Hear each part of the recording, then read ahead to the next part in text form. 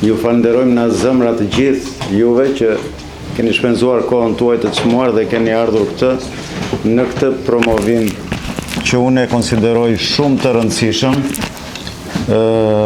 Fjala që tha zoti Marcel më la dy shije, një të mirë, një të keqe. Një e mirë ishte që atje kishin qenë me mira shqiptar dhe me flamuje, me gjitha një organizim fantastik, kurse këtu kjo gjë na mungon dhe kjo është ajo shija e keqe që më la.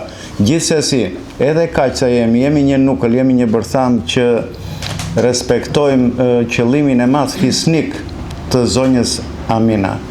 Domethënë, unë libri nuk e kam lexuar, do t'i blej disa kopje pastaj, do t'a lexoj me ëndje, me kujdesin më të madh, dhe më ka bërë përshtypje shumë se si është persekutuar familja e kësaj vajze.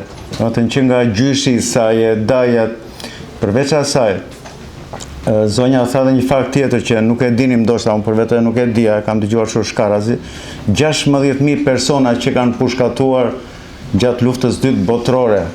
16.000 persona është një fjalë goje për 3 ditë.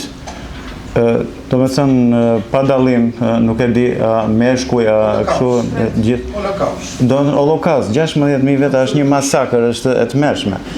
Dhe po ta marrë si rjedhim kështu, do me thënë, kronologjik, ka rreth 150 vite që bëhen masakra në mënyrë sistematike. Do të thënë, po ta marrim nga viti 1878, rreth 790 fshatra në zonën nga vjen zoti Recep Abazi. 790 fshatra në zona e Nishit, në pikun e dimrit, në janar, me ushtria sërbe, në shpinën e saj ushtrin ruse, u masakruan dhe u spostuan. Ata që mundeshin të iknin shpëtorin, ata që s'mundeshin masakroheshin. Pra, një sipërfaqe sa Kosova, do të thënë, rreth 10.000 km², Sanxhaku i Nishit, po aq afërsisht 8.000 që nga dhe Sanxhaku i Pazarit të Ri.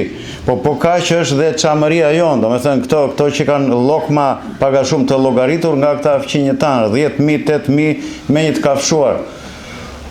Dhe do të thënë, më vjen shumë mirë që zonja këtu e ka bërë këtë librin, do të thënë ka shpenzuar atë jetën e saj që e ka bërë këtë librin dhe ka rrezikuar. E konsideroj një vajzë me kurajo shumë të madhe. Ka rrezikuar jetën e vet. Është kërcënuar disa herë, siç e tha dhe vet, dhe vazhdon të jetë e kërcënuar. Ne duhet të bëjmë ç'është e mundur që ta ndihmojmë. Ne si Akademi Rënjëtona do të bëjmë ç'është e mundur. Ne para 3-4 ditësh bëm një emision kastile për këtë temë. Morëm shkas edhe nga Kongresi Amerikan që më në fund aprovoi një projekt ligj me 44 vota pro dhe 3 kundërt për të drejtat e shqiptarëve në luginën e Preshevës. Sepse deri atje vajti zëri që ata të reagojnë një botë e tërë, sepse nga biseda që patëm dje dhe me zotin Henkel, ligji që sërbët kanë bërë për atë gjë, është tepër i kamufluar, është shumë i ngjashëm me ligjet që kanë vendet e tjera të përparuara demokracitë. Mirë po, zbatimi i ligjit është komplet ndryshe, pra ajo që themin e shqiptarët, ka ligj, po ka dhe maliq. Do të thënë, manipulimi i ligjit është i tmerrshëm, i llatarshëm.